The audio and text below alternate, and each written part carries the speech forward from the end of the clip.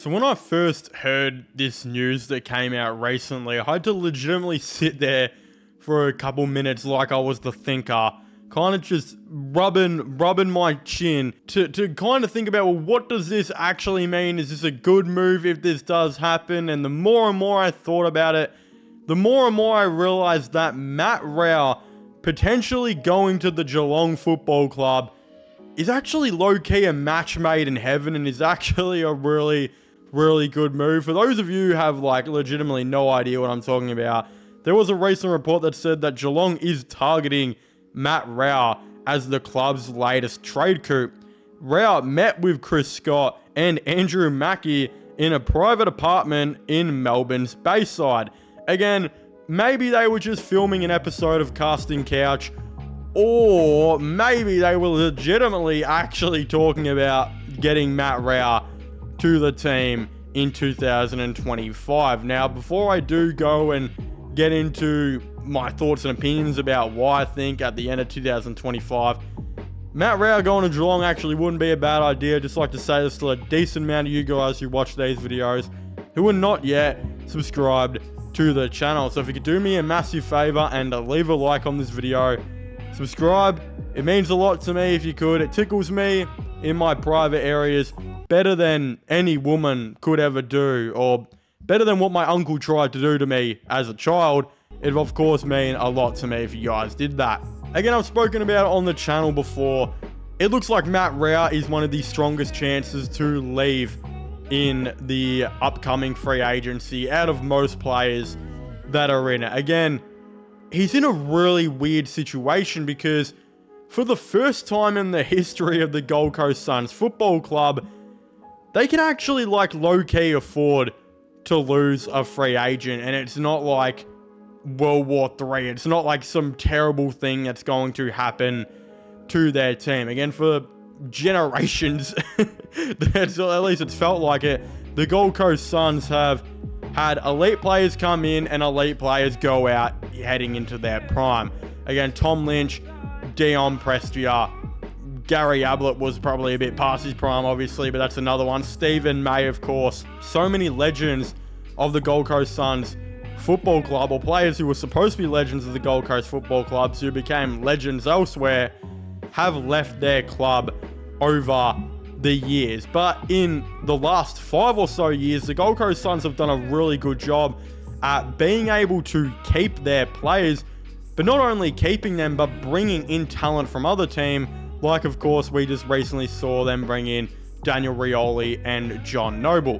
Of course, they still lost a couple players, don't get me wrong, like Lukosius, but Lukosius was affordable to lose, and in fact, I think Gold Coast wanted to move on from him. I'm not saying that Gold Coast want to move on from Matt Rowell, but I do believe at sometimes their midfield is very one-dimensional, and they have a lot of players in that midfield who just play way too similar. Of course, Damien Hardwick has tried to correct this by now selecting Leo Lombard, bringing in players like Jake Rogers, even Bailey Humphries going through there and playing a little bit of a different role amongst a ton of other different players on their team.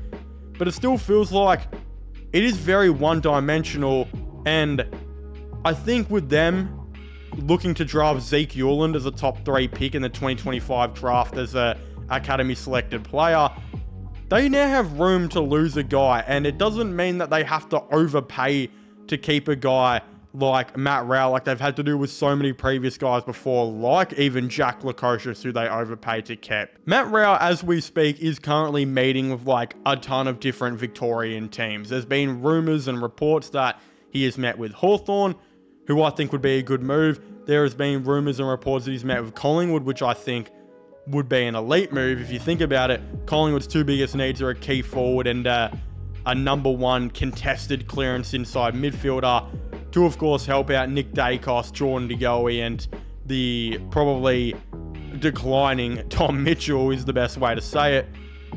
And now a team like Geelong, whose biggest weakness over the last couple of years has been their inside midfield, but they've slowly improved it, like adding in Bailey Smith and Max Holmes to the midfield as well. They're still looking for that final inside player, and I genuinely believe Matt Rowell would not only be hectic and crazy for the team, but imagine just the rotations of midfield that they could have in a couple years, and most of them are all different players. You've got Bailey Smith in there, an inside midfield bull who can actually play, of course, on the outside, elite runner, elite two-way runner. You'll have Matt Rowell in there if they do get him, an elite inside clearance contested midfielder. Max Holmes, again, another guy who's an elite two-way runner who can play halfback, he can play wing, just moves all over the ground.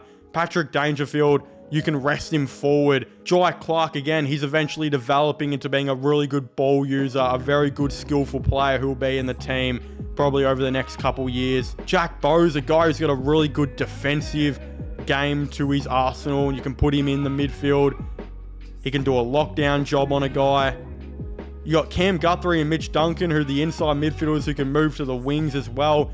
There's so many flexibility on this Geelong midfield team. It's absolutely crazy, but I do still think maybe they are looking for that really big inside clearance player. Again, I think they think that Bailey Smith can do it, but Bailey Smith has also showed he can be a really good wingman, a really good two-way player, and they're probably looking for that better, really natural inside clearance player, and I think Matt Rowell is that guy, and it'd be a great move for them. Again, I think that the Gold Coast Suns, if I am right, I think they can match if Matt Rowell wants to leave though, which means they would have to do a trade, and I'm not too sure how that would go. If you're Geelong, you are really trying to walk him in, but if the Gold Coast Suns finish again, if they finish top 8, which I think a lot of us think they will, and of course I predicted them to, that means the pick they would get back from Matt Rowell would probably only be 12 or 13, depending where they finish, and that's probably not enough to what they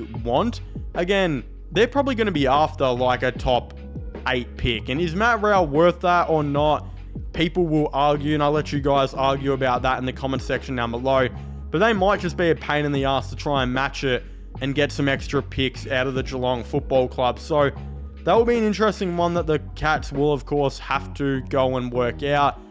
But I do think this is a great move, and if they can get him into the team, it only strengthens their team. And I mean, Matt Rowell probably makes them nearly the best team in the game, if they're not already going to be in 2024, or 2025, sorry. They were that close off making a grand final, and they would have 100% beaten Sydney that day. They've added Bailey Smith. Could that be the guy that pushes them over the edge, or will it have to be another guy like Matt Rowell? Again, I think he'd be perfect for them. I think it makes sense, for Gold Coast with all these midfielders they're bringing in. Zeke Uland on the way, a couple more guys after that. They don't want to overpay for a guy like that, and I think that maybe they could afford to lose him. So it'll be interesting to see how this, of course, all does go and more. I'd very much like to hear all of your thoughts and opinions on this in the comment section down below. Don't forget to make sure to leave a like to the channel to let me know you guys enjoy these videos.